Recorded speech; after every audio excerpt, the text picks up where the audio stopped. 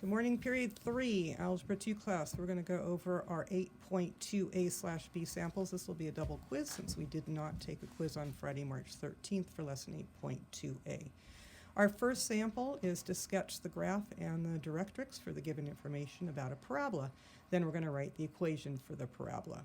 Our focus that is given to us is the ordered pair 0, -3. So our first step will be to plot that point, 0, -3, on the y-axis of our coordinate plane. Once we have that plotted, we're going to notice that the parabola must open downward. Since the focus will always be inside of our parabola, we will know that parabola will be opening downward. You can see on my graph I do have the parabola drawn in red, and the focus is inside of that parabola. The next thing that we're going to notice is that the P is -3. That comes directly from the focus where we see -3. Next, we're going to draw the directrix. The directrix is always a vertical or a horizontal line that will be on the opposite side of the vertex of the parabola. In this case, the directrix will be the horizontal line y = 3. Recall that horizontal lines always take the form of y = a number. Vertical lines always take the form x = a number. Then our next step is to write the equation for this parabola. So since this parabola is opening downward, we pick the equation x² = 4py. Remember, our x² equations for parabolas are the parabolas that open up and down. The y² equations will be used for our parabolas that open left or right. So our next step then will be to substitute in that -3 for p and rewrite our equation as x² = 4 times -3 times y, which simplifies down to x² = -12y. That completes our sample 1. Sample 2. Sample 2, we're going to sketch the graph and directrix once again for the given information about a parabola. We're going to write the equation for the parabola as well. So our directions are the same in sample 2 as they were for sample 1. The focus we're given is 5, 0. Our first step is to plot the point 5, 0 on our coordinate plane, and then we will open our parabola to the right. Notice that focus is inside the parabola, as it always is.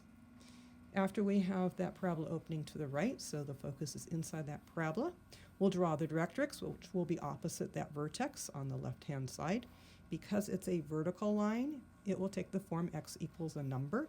That number that x is equal to is -5. That will always be opposite of whatever the focus value is. That is the non-zero focus number. So our next step then is to decide how to write the equation. The equation will be the y² equation. Y² = 4px is the general form of our parabolas that open left or right. We're then going to substitute the 5 in for our p. We'll rewrite it as y² = 4 times p. Y² = 4 times 5 times x. That simplifies to y² = 20x. So that finishes sample 2. We have our graph drawn of the parabola, the directrix, and we've written the equation for that parabola. Last sample. We're going to make a quick sketch of the parabola and its directrix by identifying the focus and the directrix given the equation. So the equation is given below. Our equation is x² = -12y.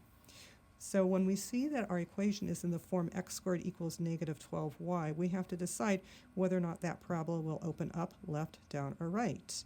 We recall that the x² parabolas will open either up or down, and because we see a negative sign on that 12, we know that that parabola will open down. Of course, it will have the vertex at the origin. All of our parabolas will be opening on the origin, no matter if they open up, left, right, or down. So our next step is to notice that the 4p must be equal to the -12. And then we're going to solve for p and find the p is -3. That gives us the value of the focus number. Because the focus is on the y-axis, the ordered pair must be 0, -3. We're going to determine what the ordered pair is by noticing where that focus is. If it's on the x-axis, the p number will be the x-coordinate. If that focus is on the y-axis, as it is on this particular sample, then that will have to be the y-coordinate. Remember, the p-value number is the same as the focus value, that is not 0. Then we will figure out our directrix equation. The directrix, of course, is opposite that vertex. It is a horizontal line. That horizontal line will take the form y equals 3. Notice that 3 for the directrix is opposite the focus number of -3. So once we have that all drawn, we're going to then make sure that we box up the answers for our focus, which our focus is at 0, -3, ordered pair, and the directrix is the equation y equals 3. Now is the time to make sure that you fully understand these samples, to review them at your leisure, and then move forward with taking the quiz as posted in Google Classroom. Thank you, and I'll see you with the guided practice problems for our next lesson in just a few minutes.